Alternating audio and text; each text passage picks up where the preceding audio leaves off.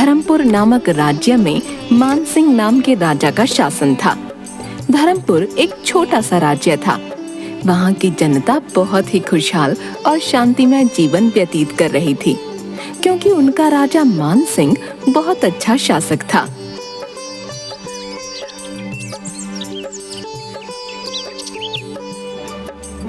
उनके शासन में राज्य में किसी भी तरह का दंगा फसाद या चोरी नहीं होती थी।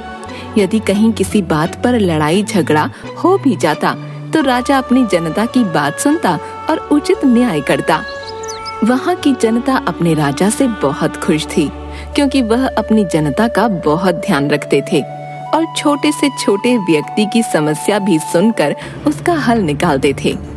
राजा मानसिंह अपने मंत्रियों से भी यही कहकर रखते कि यदि कोई उनके महल में मदद के लिए आए तो उसे कभी खाली हाथ न लौटाया जाए और लोगों की परेशानियों का पूरा ध्यान रखा जाए।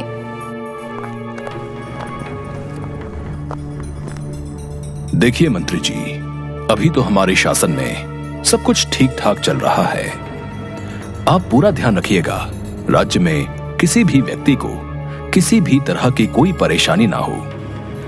राजा जी, आपके कहे अनुसार मैंने अपने सभी व्यक्तियों को पूरे निर्देश दिए हुए हैं। यदि हमारे राज्य में किसी को कोई भी समस्या होती है तो वो लोग उसका समाधान करने की पूरी कोशिश करते हैं। आप बिल्कुल बेफिक्र रहें। मानसिंह की 2 रानियां थीं। बड़ी रानी से उनकी कोई भी संतान नहीं थी। संतान की चाह में राजा ने दूसरा विवाह किया था। छोटी रानी से उनके एक पुत्र था। काफी वर्षों के इंतजार के बाद राजा मानसिंह को संतान की प्राप्ति हुई थी। अपने पुत्र का नाम उन्होंने युवराज रखा। युवराज अपने माँ बाप का बहुत ही लाडला बेटा था। राजा और रानी अपने पुत्र युवराज का बहुत ज्यादा ध्यान रखते थे और उसे बहुत प्यार करते थे। युवराज अब 10 वर्ष के हो गए, परंतु राजा मानसिंह अपने पुत्र के व्यवहार और उसकी तबीयत को लेकर बहुत चिंतित रहते। वे लोग युवराज की छोटी से छोटी चीज का भी बहुत ध्यान रखते, परंतु युवराज और बच्चों की तरह नहीं था। अक्सर बीमार और बुझा बुझा सा रहता था। राजा के पास सभी सुख सुविधाएं और खुशहाल प्रजा थी, परंतु अपने बेटे की चिंता उन्हें बहुत परेशान करती रहती थी। राजा अपनी छोटी रानी से कहते हैं, देखो, राजकुमार 10 साल का हो गया है, परंतु और बच्चों की तरह वो कभी हंसता बोलता नहीं है और अक्सर बीमार भी रहता है। मैंने उसे कभी हंसते खेलते नहीं देखा। हमने कितने ही यत्न किए हैं, बड़े से बड़े वैद्य को भी दिखा दिया, परंतु ये ठीक ही नहीं हो पा रहा। युवराज हमारा इकलौता पुत्र है और आगे हमारी गद्दी का वारिस। मुझे दिन रात यही चिंता सताती है, ये इस गद्दी के काबिल भी बन पाएगा या नहीं। मैं भी उसकी हर चीज का बहुत ध्यान रखती हूँ। हमने उसकी परवरिश में कोई कमी नहीं रखी, परंतु न जाने उसे क्या बीमारी है। इस तरह राजा और रानी अक्सर अपने बेटे के बारे में चिंतित होकर बातचीत किया करते थे, परंतु उन्हें इसका कोई हल नहीं मिल पा रहा था। इसी तरह दिन बीत रहे थे। धर्मपुर राज्य में अंकित नाम का एक पढ़ा लिखा युवक रहता था, जो कि वहाँ के स्कूल में टीचर भी था। गांव में वह सबसे ज्यादा पढ़ा लिखा था और बुद्धिमान भी। उसकी बुद्धिमत्ता का सारे राज्य में चर्चा था। किसी को भी कोई समस्या आ जाती तो वह लोग अंकित से मशवरा लेते। अंकित की बुद्धिमानी के चर्चे राजा के महल तक भी पहुँचे। राजा को अक्सर परेशान देख मंत्री ने उससे कहा, राजा जी, गुस्ताखी माफ हो तो एक बात कहूं? हाँ हाँ, कहिए मंत्री जी, क्या हुआ? आप इतने अच्छे शासक हैं और बहुत अच्छे इंसान हैं। प्रजा का इतना ध्यान रखते हैं कि किसी को आपसे कोई भी शिकायत नहीं, परंतु अपने पुत्र के बारे में आपको चिंतित देखकर मुझे बहुत बुरा लगता है। यदि आप मेरी राय माने तो हमारे राज्य के सबसे पढ़े लिखे व्यक्ति अंकित से इस बारे में सलाह लें। वो काफी बुद्धिमान और पढ़ा लिखा लड़का है। युवराज को जो भी बीमारी है वो किसी वैद्य को तो समझ में आई नहीं। क्यों ना हम उससे भी बात करके मशवरा ले लें। राजा को मंत्री की बात ठीक लगी। उन्होंने सोचा, आखिर कितना कुछ कर लिया तो यह भी करके देख लेते हैं। राजा ने मंत्री को तुरंत अंकित को राजमहल में बुलाने को कहा। अंकित राजा के सामने उपस्थित हो गया। राजा जी, आपने मुझे याद किया। मैं आपकी क्या सहायता कर सकता हूँ? राजा ने युवराज के बारे में अंकित को सब कुछ बताते हुए अपनी चिंता जताई। हमने अपने बेटे की परवरिश में किसी तरह की कोई कमी नहीं रखी। बड़े से बड़े वैद्य को दिखा दिया, उसके आगे हर चीज लाकर रख दी, परंतु वो उदास और बीमार ही रहता है। हमें तो उसकी समस्या समझ नहीं आ रही। तुम ही हमें कुछ मशवरा दो। राजा की समस्या सुनकर अंकित कुछ देर सोचने लगा और राजा से बोला, देखिए, ऐसे बताने से तो मुझे कुछ समझ में नहीं आ रहा। यदि आप आज्ञा दें तो मैं 2-3 दिन युवराज के साथ बिताना चाहता हूँ। मैं उसकी दिनचर्या देखना चाहता हूँ। उसके बाद ही मैं आपसे कोई बात कह पाऊंगा। राजा अंकित को युवराज के साथ रहने की आज्ञा दे देते हैं और उनके रहने का पूरा इंतजाम करवा देते हैं।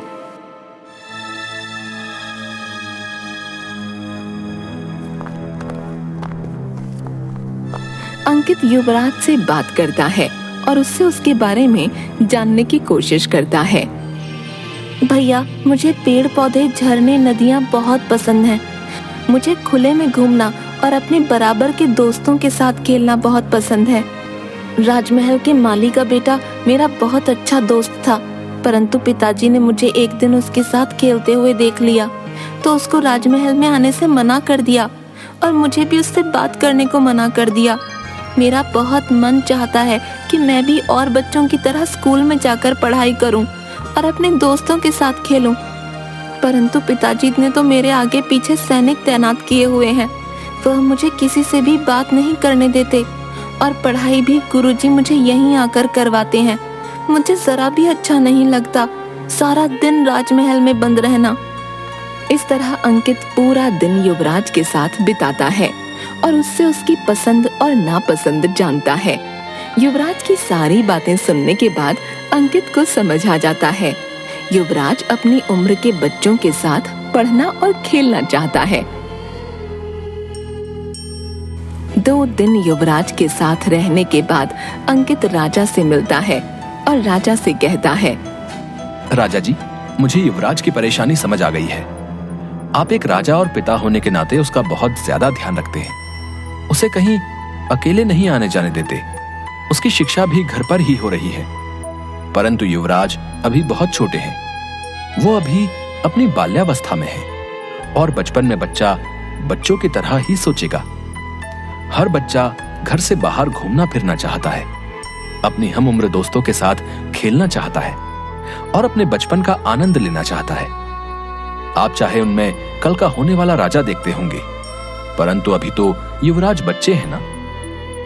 उन्हें आपकी ये सब बातें नहीं समझ आ रही होंगी। मैं कुछ समझ नहीं पा रहा, तुम क्या कहना चाह रहे हो?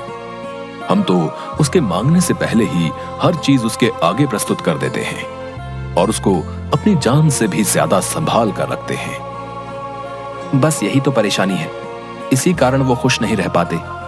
बचपन में यदि बच्चा बेफिक्री और आजादी से घूमेगा नहीं, दोस्तों के साथ खेलेगा नहीं, तो वो खुश कैसे रहेगा भला? वो एक बंद कमरे में बंद होकर कैसे खुश रह सकता है? आपको यदि मेरी बात समझनी है तो आप युवराज को मेरे साथ भेज दें। मैं जिस स्कूल में बच्चों को पढ़ाता हूँ, युवराज भी वहीं उनके साथ पढ़ेंगे और बाकी बच्चों के साथ खेलेंगे भी। आप उन्हें अपना बचपन जीने दीजिए। यदि वो खुश रहेंगे और आजादी से जिएंगे, तभी उनका शारीरिक और मानसिक विकास हो पाएगा और फिर वो वैसे बन पाएंगे जैसा आप चाहते हैं। वरना इस तरह से कैद होकर भला कौन बच्चा खुश रह पाएगा? राजा को अंकित की बात कुछ कुछ समझ आने लगती है, परंतु वह चिंतित हो जाते हैं कि वह अपने इकलौते पुत्र को इस तरह से आम बच्चों के साथ कैसे पढ़ने और खेलने दें। यदि उन्हें कुछ हो गया तो? अंकित राजा की चिंता समझ जाता है और उनसे कहता है, देखिए राजा जी, आपने तो सभी तरह के इलाज और तरीके करके देख लिए, परंतु युवराज ठीक नहीं हुए। अब मेरा कहा भी मानकर देख लीजिए।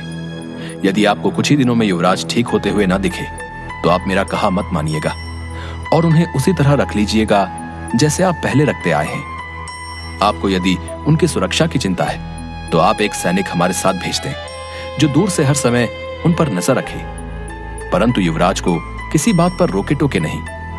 मैं आपसे वादा करता हूं कि मैं युवराज का पूरा ख्याल रखूंगा, उन्हें किसी तरह की कोई परेशानी नहीं होने दूंगा। ठीक है, मुझे थोड़ा सोचने का समय दो, मैं कल तुम्हें बताता हूं।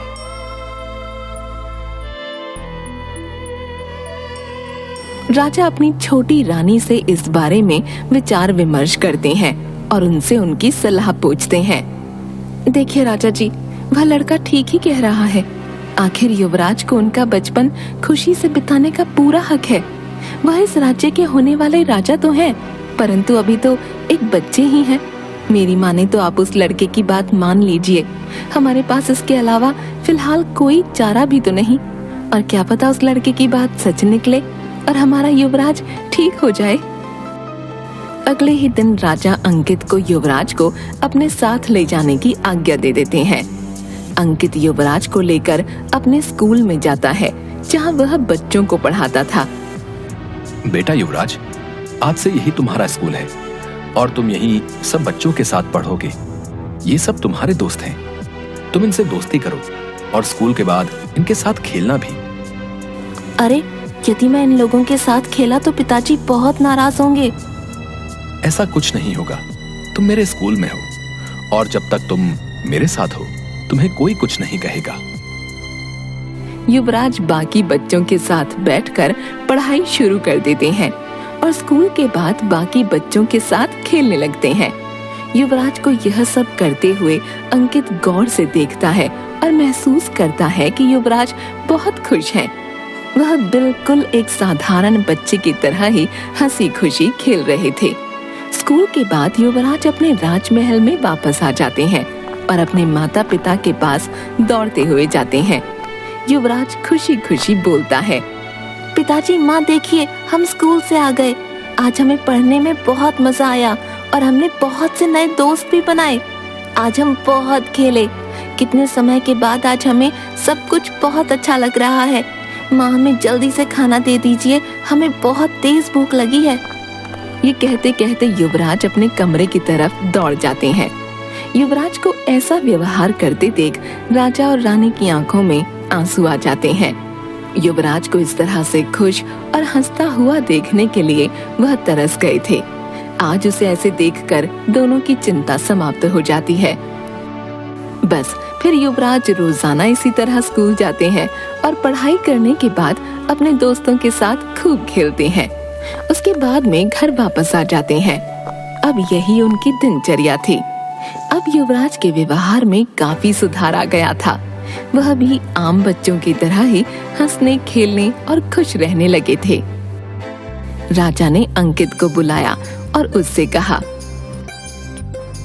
तुम्हारा बहुत बहुत शुक्रिया। तुमने बिल्कुल सही कहा था कि युवराज आखिर बच्चे हैं, तो उन्हें बच्चों की तरह ही आजाद छोड़ना चाहिए, जिससे कि वो अपना बचपन जी सकें, ना कि उन्हें घर में कैद करके रखना चाहिए। तुम्हारा ये एहसान तो हम नहीं चुका सकते, परंतु हमारी तरफ से तुम्हें जितनी धन दौलत चाहिए वो ले लो। राजा जी, मैंने तो कुछ किया ही नहीं। ये तो बहुत छोटी सी बात थी जो शायद आप नहीं समझ पा रहे थे, पर मुझे बहुत खुशी है कि अब युवराज को किसी तरह की कोई परेशानी नहीं है। वो पढ़ने में भी बहुत बुद्धिमान है और खेलकूद में भी होशियार है। जहां तक पैसों की बात है, यदि आप मेरे लिए कुछ करना चाहते हैं तो इस राज्य में एक अच्छा सा स्कूल बनवा दें, जहां बच्चों के लिए अच्छी सुख सुविधाएं हों। राजा अपने मंत्री को आदेश देते हैं कि कल से ही स्कूल का काम शुरू कर दिया जाए। इसके बाद से युवराज अपने माता पिता के साथ खुशी खुशी अपना जीवन व्यतीत करने लगते हैं और उस राज्य को एक बहुत अच्छा स्कूल भी मिल जाता है। वहाँ के सभी बच्चे अब अच्छी शिक्षा प्राप्त कर सकते थे।